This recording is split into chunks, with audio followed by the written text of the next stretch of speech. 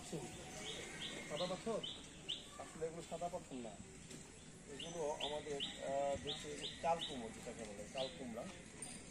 এটা যখন রান্না বান্না করে খাইতে হবে খুব সুস্বাদু। আর আমরা এখন যেখানে আছি সেটা রূপালী ইলিশের দেশ, এখানে পাওয়া।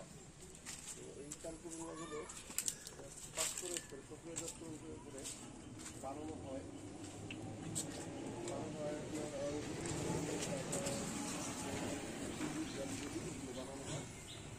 মুরব্বা বলে, যেটা বাংলা ভাষায় থাকে, বাংলা বলে মুরব্বা।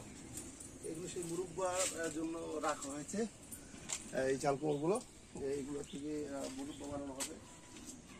তারপরে রুটিতে, তারপর কেকের মধ্যে ভাজে এগুলো দিয়ে দেওয়া হয় এবং খেতে খুব সুস্বাদু হয় এইগুলো। সাদা সাদা মিষ্টি কুমড়া না, এগুলো হচ্ছে চাল কুমড়া।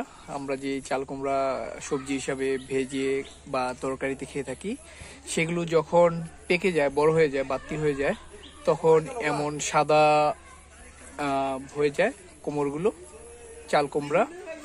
যেগুলো চাল কুমড়া থেকে চাল কুমড়া মুরব্বা তৈরি করা হয়। আমরা যে বিভিন্ন ধরনের রুটিতে, বিভিন্ন কেক টেক, বিভিন্ন ধরনের খাবারে জর্দা যে মুরব্বাগুলো ব্যবহার দেখে থাকি, সেগুলো হচ্ছে এই চাল কুমড়া থেকে তৈরি। তো এখানে এটা হচ্ছে লৌহজংয়ের একটি জায়গা, কলমা এলাকা। সেখানে রাস্তার পাশে এভাবে হাজার হাজার লাখ লাখ চাল কুমড়া, অনেক অনেক হাজার, কয়েক হাজার হবে, চাল কুমড়া রাখা হয়েছে। হয়তো বা এই আশেপাশে কোনো বাসায় এগুলোকে প্রসেস করা হয়।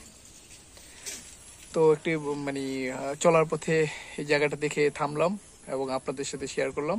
ধন্যবাদ।